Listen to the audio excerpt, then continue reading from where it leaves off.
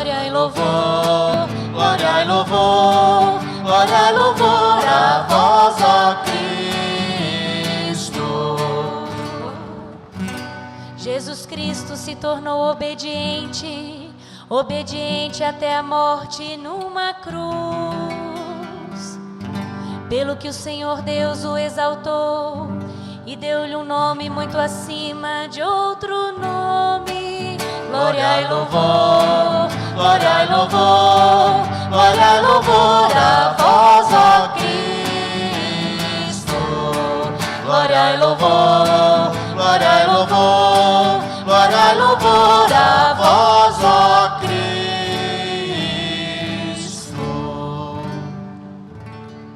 Paixão de nosso Senhor Jesus Cristo segundo Mateus. Glória a vós, Senhor.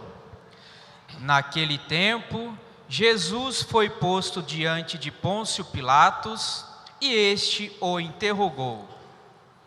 Tu és o rei dos judeus? Jesus declarou. É como dizes. E nada respondeu, quando foi acusado pelos sumos sacerdotes e anciãos. Então Pilatos perguntou: Não estás ouvindo de quanta coisa eles te acusam? Mas Jesus não respondeu uma só palavra, e o governador ficou muito impressionado. Na festa da Páscoa, o governador costumava soltar o prisioneiro que a multidão quisesse. Naquela ocasião, tinha um prisioneiro famoso, chamado Barrabás. Então Pilatos perguntou à multidão reunida: Quem vós quereis que eu solte? Barrabás ou Jesus, a quem chamam de Cristo? Pilatos bem sabia que eles haviam entregado Jesus por inveja. Enquanto Pilatos estava sentado no tribunal, sua mulher mandou dizer a ele: Não te envolvas com esse justo, porque esta noite, em sonho, sofri muito por causa dele. Porém, os sumos sacerdotes e os anciãos convenceram as multidões para que pedissem Barrabás e que fizessem Jesus morrer. O governador tornou a perguntar: Qual dos dois quereis que eu solte? Eles gritaram: Barrabás. Pilatos perguntou: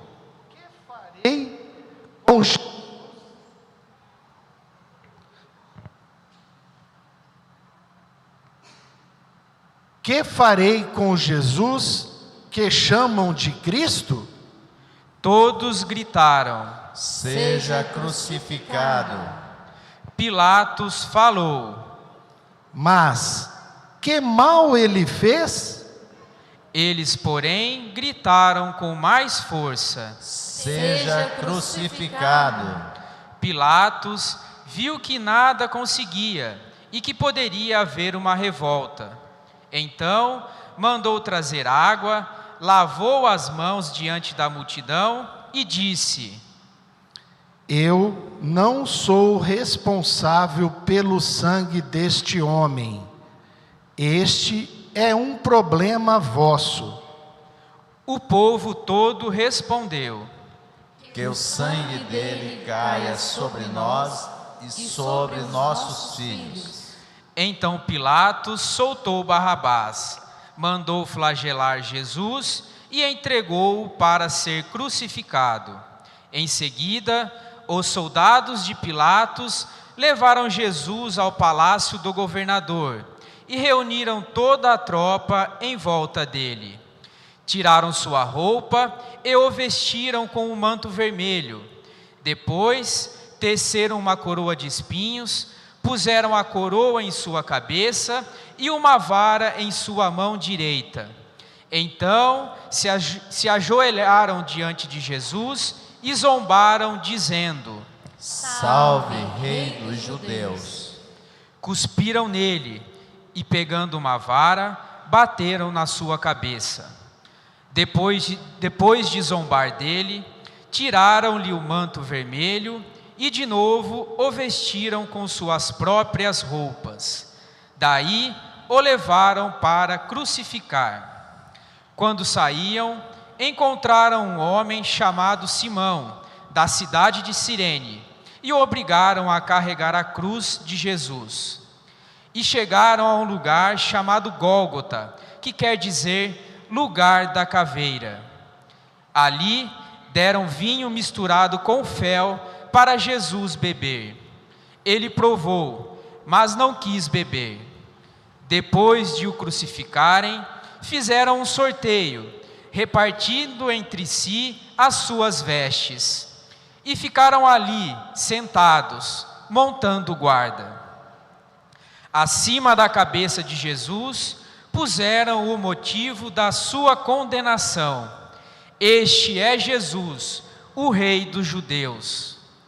Com ele também crucificaram 2 ladrões, um à direita e outro à esquerda de Jesus.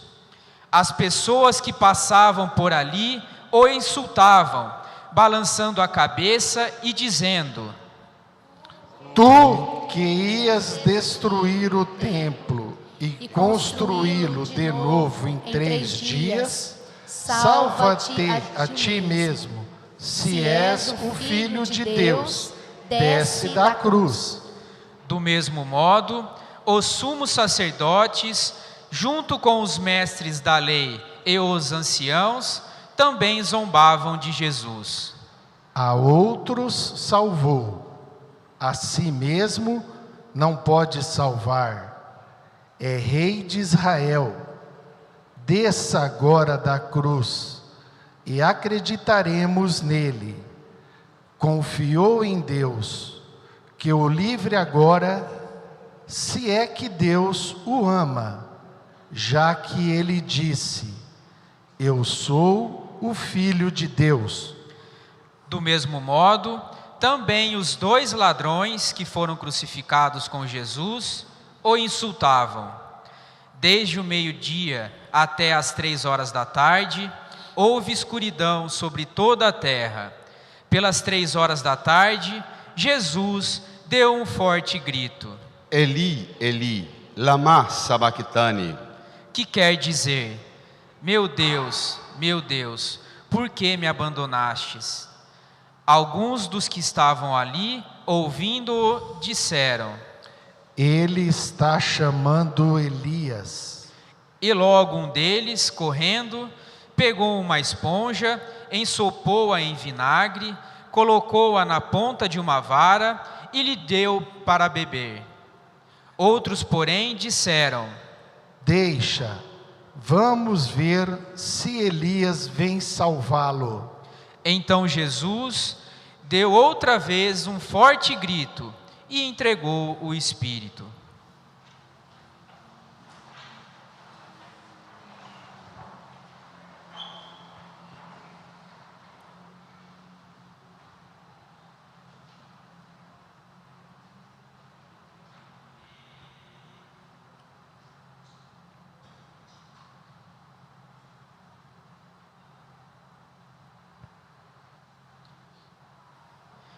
E eis que a cortina do santuário rasgou-se de alto a baixo, em 2 partes. A terra tremeu e as pedras se partiram. Os túmulos se abriram e muitos corpos dos santos falecidos ressuscitaram. Saindo dos túmulos, depois da ressurreição de Jesus, apareceram na cidade santa e foram vistos por muitas pessoas. O oficial e os soldados que estavam com ele guardando Jesus, ao notarem o terremoto e tudo o que havia acontecido, ficaram com muito medo e disseram: ele era mesmo Filho de Deus. Palavra da salvação. Glória a vós, Senhor. Glória e louvor, glória e louvor, glória e louvor a vós, ó Cristo.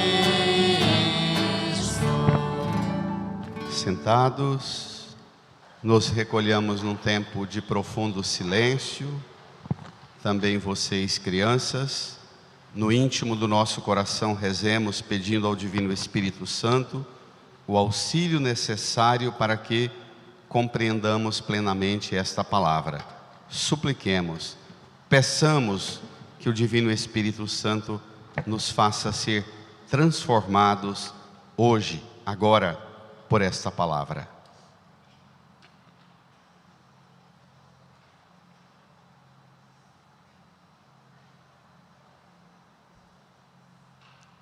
Amém. Irmãs e irmãos, abrimos solenemente a Semana Santa,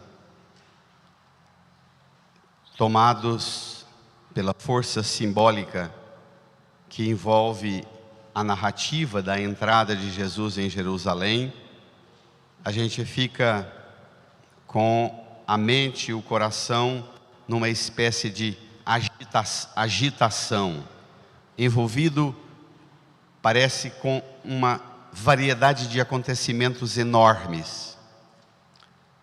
É preciso que no meio dessa agitação a gente não se disperse e perca o sentido da celebração, marcado fortemente na simbologia do ramo que vocês têm à mão e do ramo que, segundo uma tradição muito antiga da igreja, se carrega no domingo de Ramos, um ramo de palmeira ou de oliveira preso na cruz. O sentido, a simbologia desse ramo requer da gente uma sensibilidade contemplativa. Cachorrinho católico aqui. Esse ramo você vai levá-lo para casa, colocá-lo num lugar bem visível, e você vai conviver, não ponha na água. Você vai passar a Semana Santa convivendo com um processo de degeneração dele. E assim que ele vai murchando, enrolando, seca, você repita para você mesma, especialmente para as crianças. É um elemento que a gente chama de um elemento sensível, para ajudar na catequese e na transmissão da fé para as crianças, para que elas possam apalpar o símbolo e experimentar também no toque, na sensibilidade, o que significa a vida de alguém que se aparta de Cristo. A vida de Jesus foi separada da nossa, pregada na cruz, mas ele não separou-se de Deus. Brotou. A árvore da condenação e da morte brota com a ressurreição de Jesus e se torna a árvore da vida. Dizer para as crianças, na medida que esse ramo vai secando, dizer para as crianças isso: se nós também nos separamos de Jesus, secamos, viramos palha. Qualquer aperto a gente quebra e vira pó. É bom lembrar que aquela sobra dos ramos que ficam decorando a igreja ou lá na porta, a igreja põe para secar, daqui uns 2 meses queima, coa a cinza, guarda, e o ano que vem, na quarta-feira de cinzas, são as cinzas deste ramo que a gente faz o sinal da cruz na testa ou sobre a cabeça e diz: converta-se e creia no Evangelho. Porque se não houver conversão, seca, vira pó, vira cinza. Então, não desperdice. Hoje de manhã eu não me cuidei na hora da pregação de dizer isso. Depois eu vi que as crianças, na agitação gostosa do domingo de Ramos, as crianças ficaram naquela agitação e começaram a rasgar esse ramo assim, ao invés do ramo servir para pacificar as crianças, foi ativar mais ainda a agitação. E é o contrário. Os símbolos todos devem dar-nos possibilidade, chamamos de sinais sensíveis. Pelos símbolos nós tocamos as realidades sagradas e as realidades sagradas tocam-nos. atinge-nos. Esse é o sentido da simbologia do ramo, mas de tudo que a gente vai viver na Semana Santa. Entremos no espírito da Semana Santa, voltando ao Evangelho, na página 13, o número 4. A narrativa da entrada de Jesus em Jerusalém. Tome comigo. A gente quase nunca medita esse texto. Vou deixar a meditação sobre a paixão para fazer na sexta-feira. Não vou tomar o Evangelho da paixão que lemos. Apenas recordo uma nota importante. Vocês viram que num texto longo, durante todo o processo de acusação contra Jesus, condenação e a morte, ele só fala 2 vezes.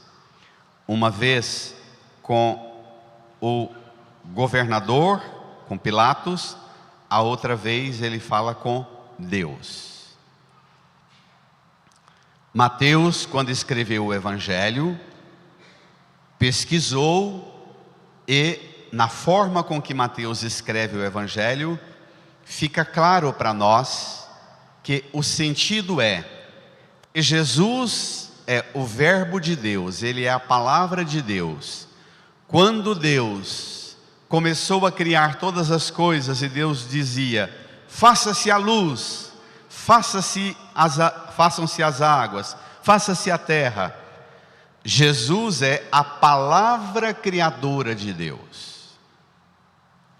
Então, Jesus é a palavra de Deus silenciada na cruz, pregada na cruz. Nós, a realidade humana, ao condenar Jesus à morte, silenciamos Jesus, silenciamos a voz de Deus, calamos Deus. E é preciso tirar as consequências disso. O que significa isso? Por que é que a gente cala? Por que que a gente silencia Deus? Vamos lá nesse texto aí na página 13, número 4. Mateus capítulo 21, versos 1 a 11. Naquele tempo, Jesus e seus discípulos aproximaram-se de Jerusalém e chegaram a Betfagé, no Monte das Oliveiras. Em Jerusalém, você vem do lado do nascer do sol, o que chamam de lado oriente, você dá no Monte das Oliveiras. Esse monte tem um vale, e do outro lado do vale há o Monte Sião, onde Jerusalém está construída, e dentro, bem no limite, de frente para esse monte, está a porta do Messias. Uma porta que tem uma teologia muito forte. De tanto Israel trabalhar e lutar pelos líderes políticos de Israel, os reis, as lideranças políticas de Israel, lutar, levar o rei para a cidade, coroar o rei, fazer a festa do rei tomando posse do reinado. E de tanto Israel se decepcionar com os reis, Israel, os místicos, intuíram: nós vamos construir uma porta que não é para homem entrar, é para quando Deus vier fazer a intervenção na nossa história e na nossa vida de forma definitiva, Deus mesmo passará por essa porta. Então eles construíram a porta do Messias e lacraram a porta com pedra, chamada porta do Messias. Então Jesus vem marchando lá da Galileia, sobe o Monte das Oliveiras e de frente a essa porta ele para, uma distância boa. E aí, os preparativos para a entrada. Então Jesus enviou 2 discípulos dizendo-lhes, leiam. Ide até o povoado. Vamos, igreja, leiam também. Ide até o povoado que está ali na frente, e logo encontrareis uma jumenta amarrada, e com ela um jumentinho. Desamarrai-a e trazei-os a mim. Se alguém vos disser alguma coisa, direis: o Senhor precisa deles, mas logo os devolverá. Jesus é chamado de o Senhor, o Kyrios, o senhorio. O próprio Jesus põe nos lábios dos discípulos que é para se referirem a Ele como o Senhor. Precisa deles e logo os devolverá. Aqui já tem um elemento importantíssimo. Jesus entrando em Jerusalém, Ele se torna Senhor do reino. Os bens, um jumento, uma jumenta, os bens estão a serviço do senhorio de Deus. Aqui já tem uma pergunta boa para você. O sinal de que Jesus está na sua vida, entrou em sua vida, é se também os seus bens estão a serviço das coisas de Deus. Isso é uma pergunta importantíssima. Existe um princípio teológico na fé católica que chama da doutrina social da igreja, que não tem nada a ver com essas ideologias estúpidas de gente sem formação nenhuma e que tenta representar algumas castas de gente que tem sabedoria, mas não tem formação, que acha que isso é a igreja mexer com sociologia, com socialismo ou com política. Mas existe uma intuição que está aqui no Evangelho, 2000 anos atrás, a destinação universal dos bens. Nenhum bem deste mundo deve ser tratado por ninguém como uma apropriação minha, destinado a mim. Todo bem neste mundo, um jumento e uma jumentinha, tem uma destinação universal. Tem que ser algo que eu faça uso, e este uso deve servir para mim e promover o bem para todos, para o reinado, para o senhorio de Deus. Daqui um pouco volta a isso no símbolo das vestes e dos ramos que arrancam e jogam para Jesus, o senhorio de Cristo. E ele ainda diz: o Senhor precisa deles e logo os devolverá. É uma liberdade que só Deus tem. Vamos. Isso aconteceu para se cumprir o que foi dito pelo profeta Zacarias. Dizei à filha de Sião, brada a igreja: eis que o teu rei vem a ti, manso e montado num jumento, num jumentinho, num potro de jumenta. Jumento, segundo a profecia de Zacarias. O Senhor vem. Dizei à filha de Sião, que aqui prefigura a igreja. Dizei à filha de Sião: eis que o Senhor, que o teu rei vem a ti, manso montado num jumento, num potro de jumenta. O que significa isso? Bento XVI diz que é o oposto das armas do exército, que tinha como base os cavalos pomposos e suntuosos do exército romano, da cultura romana. Então, o jumento é símbolo de ferramenta de trabalho de gente pobre da Galileia, dos trabalhadores da roça, do povo mais simples e humilde. O jumento é símbolo da mansidão, carregador de carga, das colheitas. Ele não é símbolo de carregador de armas de guerra. Não leva e não conduz Jesus para a violência, mas o rei é manso. E vem num instrumento manso, um jumento, num potro de jumenta. Ele vem manso. É o oposto das invasões violentas que Israel vivia e estava sobre a dominação do Império Romano violentamente marcado pelas forças dos carros e cavalos de guerra para a guerra. Então os discípulos foram, versículo 6. Então os discípulos foram e fizeram como Jesus lhes havia mandado. 7. Trouxeram o jumento a jumenta e o jumentinho, e puseram sobre eles suas vestes, e Jesus montou. A numerosa multidão, leiam, estendeu suas vestes pelo caminho, enquanto outros cortavam ramos das árvores e os espalhavam pelo caminho. Aqui símbolo de duas coisas. Símbolo também, veste e ramos, é como o dono do jumento e da jumenta emprestaram um carro, seria hoje emprestar o seu carro, emprestar o carro para Jesus. Agora as pessoas emprestam a veste, para diminuir o peso e para nobreza do senhorio de Jesus, mas também para diminuir o impacto do peso de Jesus montado num jumentinho. É a delicadeza com a criação, é primavera.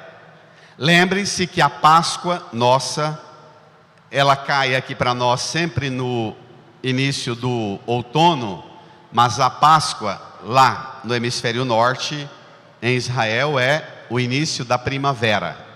A Páscoa é celebrada na lua cheia mais próxima do dia 14 de abril, 14 de Nisan. Então todo ano o nosso calendário muda, porque o que decide a nossa festa é o calendário lunar, que o povo estúpido que ensina para os nossos meninas do colégio, e muitos pastores dando curso de Bíblia para católico deformado, falam que a Igreja Católica manipulou as datas e pôs as datas substituindo, assimilando as festas pagãs. A igreja não assimila a festa pagã, ela substitui a festa pagã. Da festa da primavera, que era dedicada para as culturas primitivas, a festa para a deusa da fertilidade, a lua cheia, a igreja coloca a festa da fertilidade por excelência, a vida de Cristo oferecida na cruz, morreu, ressuscitou, para dar vida a todos os homens e mulheres na terra. Então não é uma festa de assimilação da cultura pagã, como muitos professores estragam a formação de nossos jovens, dizendo coisa tão mal elaborada e manipulada com ideologia, também dos pastores que atuam na educação, ensinando isso. Não é festa de assimilação do paganismo, é festa de substituição do paganismo. Então, os que tiravam as vestes celebravam a alegria de um tempo novo. Chegou a primavera, acabou o inverno terrível. Jogar o manto para Jesus passar e dizer: Ele é Senhor do tempo, do eterno, da plenitude da vida, onde nós chegaremos através dele a um tempo que não haverá sofrimento, não haverá escassez, não haverá frio, não haverá calor, não haverá sofrimento de modo algum. Quebrar os ramos significa, na pobreza das pessoas, das multidões, multidão em grego é laos, é o amontoado de gente que não tem nada, não tem bens. Eles quebram galhos das árvores, que era o que eles tinham, abrigo para se proteger.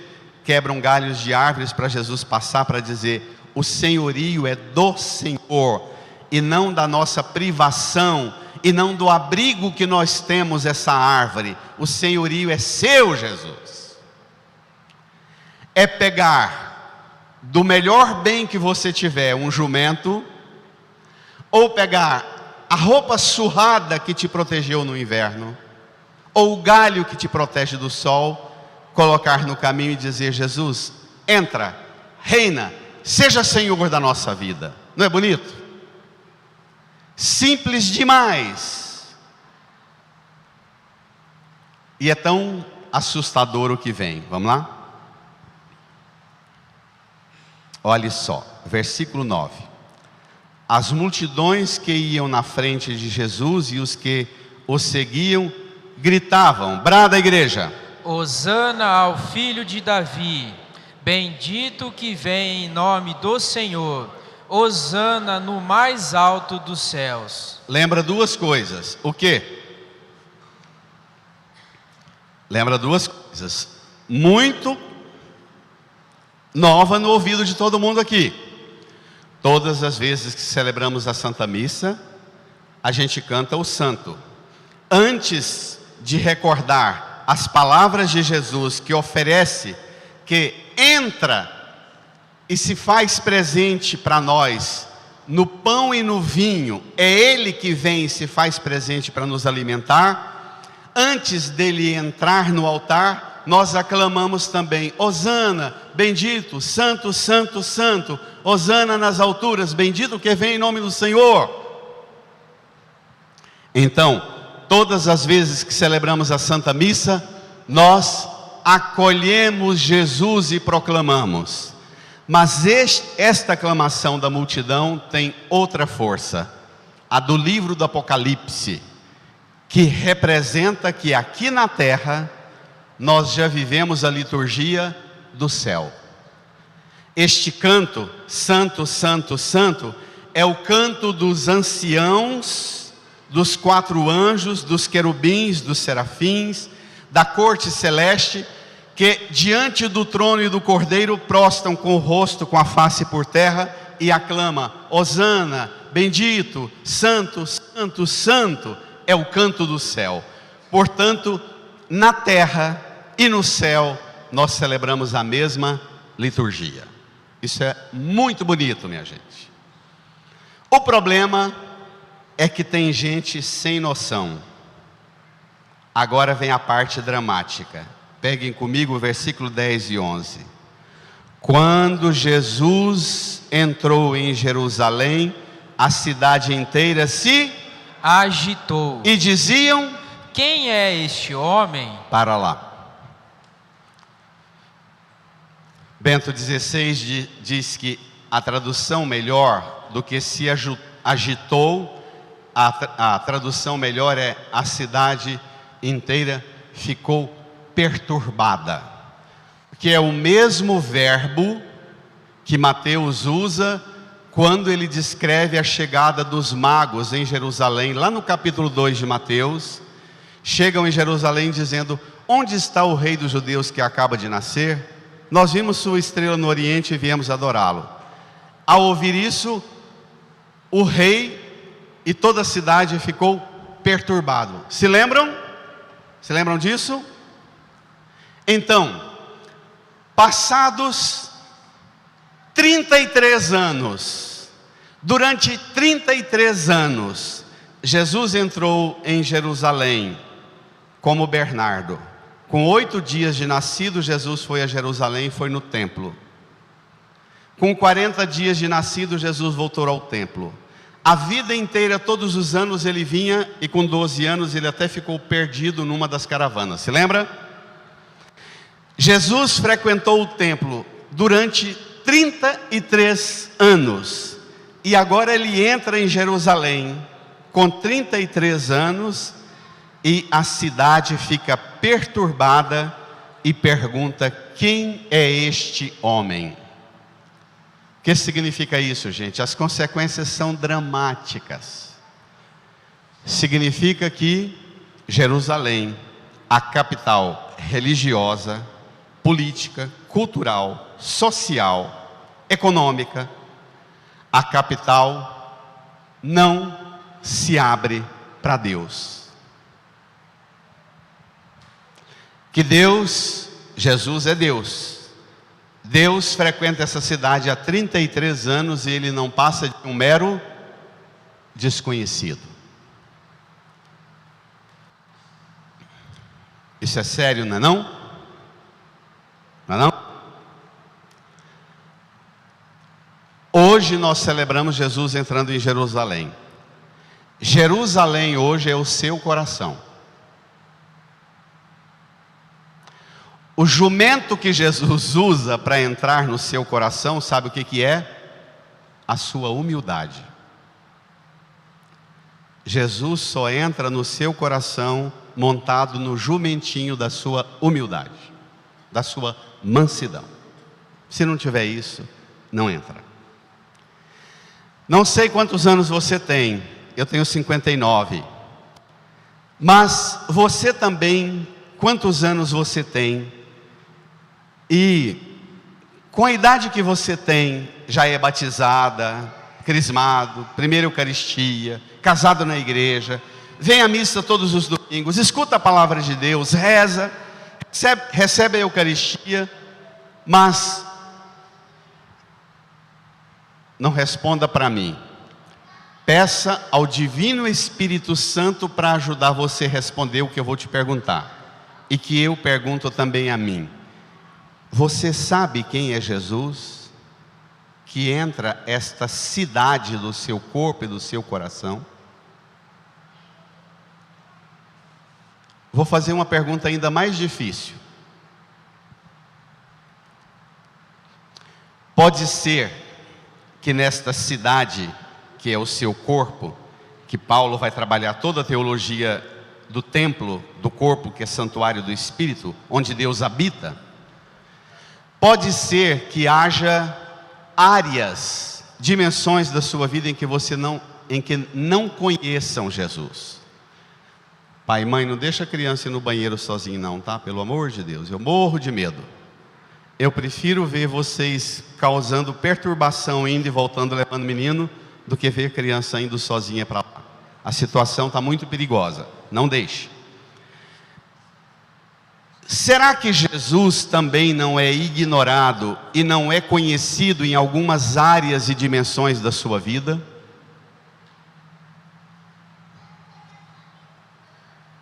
Imagine o seu corpo como uma cidade e as áreas da sua vida como os bairros da cidade. As emoções, os sentimentos, a inteligência, a dimensão ética, a dimensão moral, a dimensão espiritual, a dimensão afetiva, a dimensão sexual, a dimensão profissional daquilo que você trabalha. Será que Jesus é conhecido e reconhecido como Senhor em todas as áreas, em todos os setores da cidade que você é? Ou haverá dimensões na sua vida que Jesus, você não deixa Ele entrar lá? Você recebe a palavra, recebe os sacramentos, recebe a Eucaristia e ainda pega Jesus no jumentinho para levar naquela área que você quer que Ele abençoe. Eu estou aqui para receber, que o Senhor abençoe minha saúde. Eu vim aqui para pedir ao Senhor que abençoe minha vida profissional, minhas finanças. Você permite que Jesus entre em sua vida e seja de verdade Senhor, que não haja um território sequer, um cantinho sequer da cidade bem edificada que você é, que não reconheça e que não proclame Jesus como Senhor? Você já está assim? Ou precisa nesta Semana Santa dizer a Jesus: Senhor, eu preciso permitir que o Senhor seja acolhido, conhecido, amado, adorado, servido em todas as áreas, em todos os territórios do reino que é o meu corpo, que é a minha vida. Versículo 11.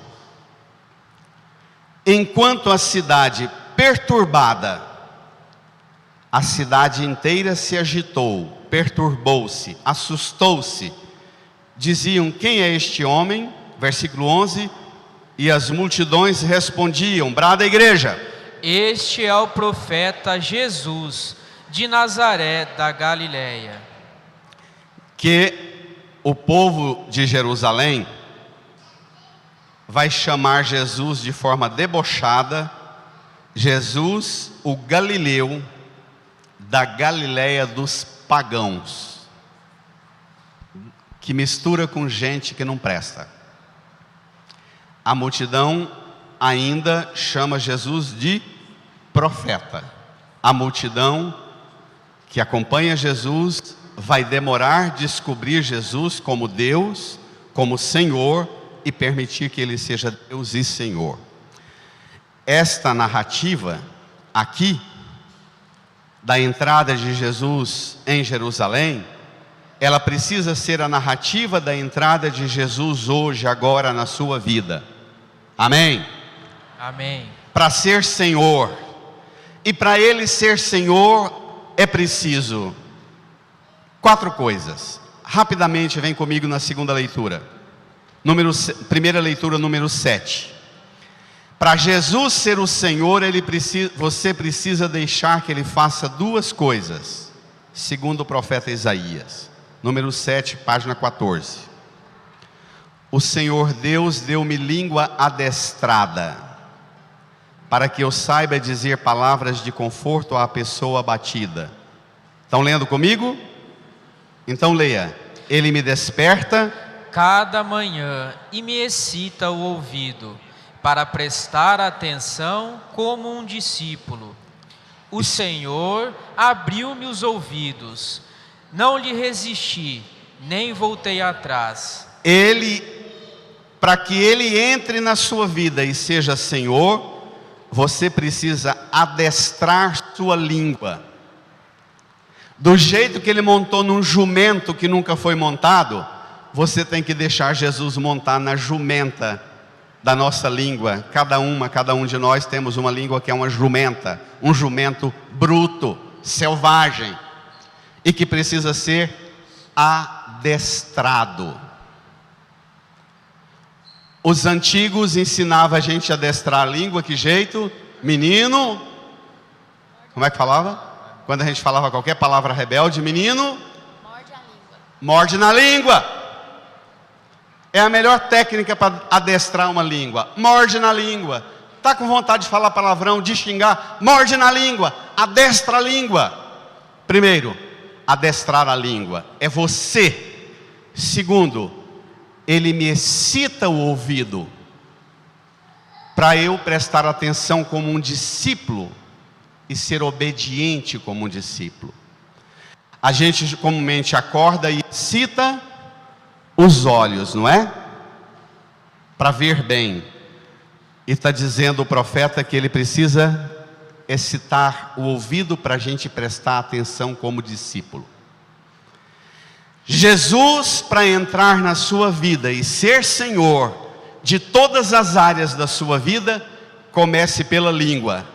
Do jeito que Ele amansou o jumentinho, deixe Jesus amansar sua língua. Amém? Amém. Deixe Jesus excitar seu ouvido para você prestar atenção como um discípulo. Número 9, página 14, carta de Paulo aos Filipenses. Olha ele, Jesus, e olhe você. Jesus Cristo, existindo em condição divina, não fez do ser igual a Deus uma usurpação. Ele não foi um aproveitador das situações por ser Deus, por existir em condição divina. Não fez disso uma usurpação. Mas Ele esvaziou-se a si mesmo, assumindo a condição de escravo, tornando-se igual aos homens. Encontrado com aspecto humano, humilhou-se a si mesmo. Leia. Fazendo-se obediente até a morte, e morte de cruz. Então, aprender com Jesus. Primeiro, adestrar a língua. Segundo, excitar o ouvido. Terceiro, esvaziar-se de si mesmo. Murcha a bola, esvazie-se de si mesmo. Terceiro, humilhar e ser, quarto, humilhar e ser obediente. Se você fizer essas 4 coisas, com a língua, com o ouvido, esvaziar a si, e humilhar-se e ser obediente, como Jesus, olha o que acontece, versículo 9. Por isso Deus o exaltou acima de tudo e lhe deu um nome que está acima de todo nome. Assim, brada a igreja: ao nome de Jesus, todo joelho se dobre no céu, na terra e abaixo da terra, e toda língua proclame: Jesus Cristo é o Senhor, para a glória de Deus Pai. Não basta você dizer com a língua: Jesus é o Senhor, para a glória de Deus Pai. Antes de dizer com a língua, é preciso dobrar o joelho no céu, na terra e abaixo da terra.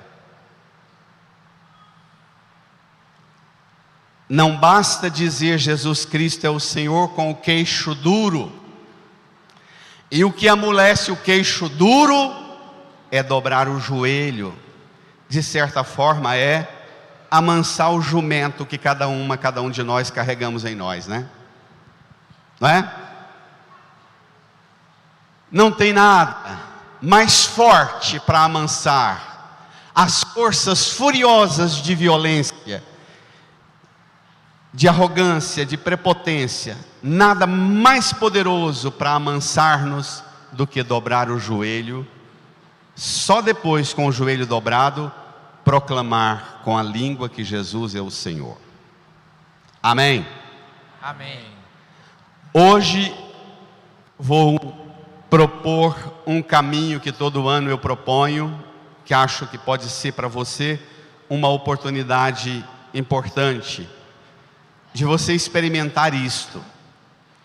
Como eu disse, Jesus hoje não está entrando lá em Jerusalém, mas está entrando aqui, na Jerusalém que é você. Eu vou percorrer a igreja toda com a cruz. Vou começar naquele último corredor e vir de lá para cá até o final. Você vai ficar no banco em oração. Quando eu for chegando com a cruz perto de você, você vai pegar o ramo e jogar no caminho para a cruz passar.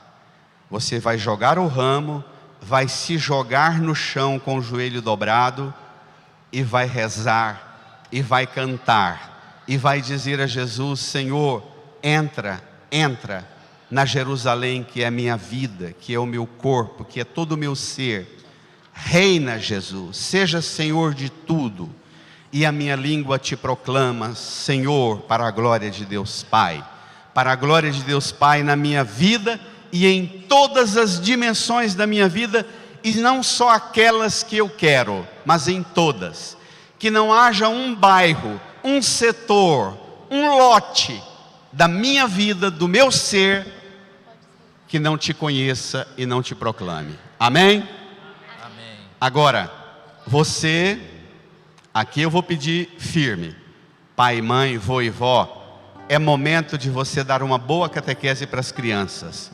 Ensinar as crianças a fazer o gesto, a fazer o rito. Não fique com ridiqueza, não. Expresse, use o corpo, jogue mesmo o ramo assim, ajoelhe-se, deixe a criança te assistir, ritualizar o modo seu de buscar, mover-se para acolher Jesus e para deixar Jesus reinar na sua vida. Faça isso piedosamente, inteiramente.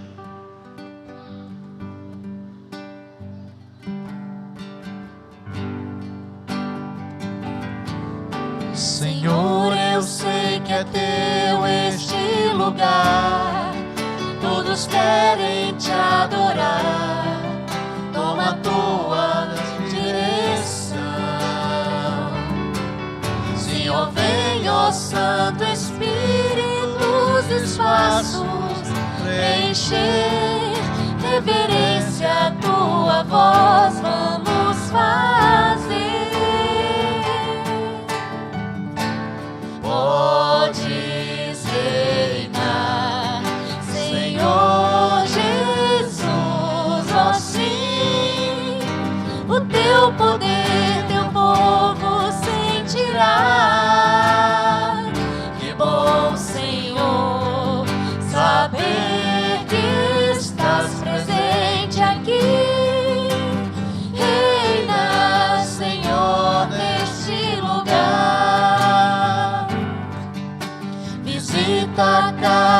irmão, ó meu Senhor, dá-lhe paz interior e razões pra te louvar. Desfaz toda tristeza, incerteza, desamor, glorifica o teu nome, ó meu Senhor. Podes reinar, Senhor Jesus, assim o teu poder, teu povo sentirá. Que bom, Senhor, saber que estás presente aqui. Reina, Senhor, neste lugar. Senhor, eu sei que é teu este lugar. Todos querem te adorar. Toma a tua direção. Senhor, vem, ó Santo Espírito, os espaços preencher. Reverência à tua voz vamos fazer. Podes reinar, Senhor Jesus, ó sim, o teu poder, teu povo sentirá. Que bom, Senhor, saber que estás presente aqui. Reina, Senhor, neste lugar. Visita cada irmão, ó meu Senhor, dá-lhe paz interior e razões pra te louvar. Desfaz toda tristeza, incerteza, desamor, glorifica o teu nome, ó meu Senhor.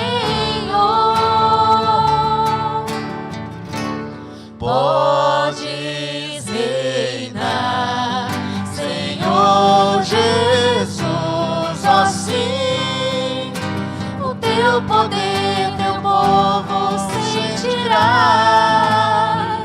Que bom, Senhor, saber que estás presente aqui. Reina, Senhor, neste lugar.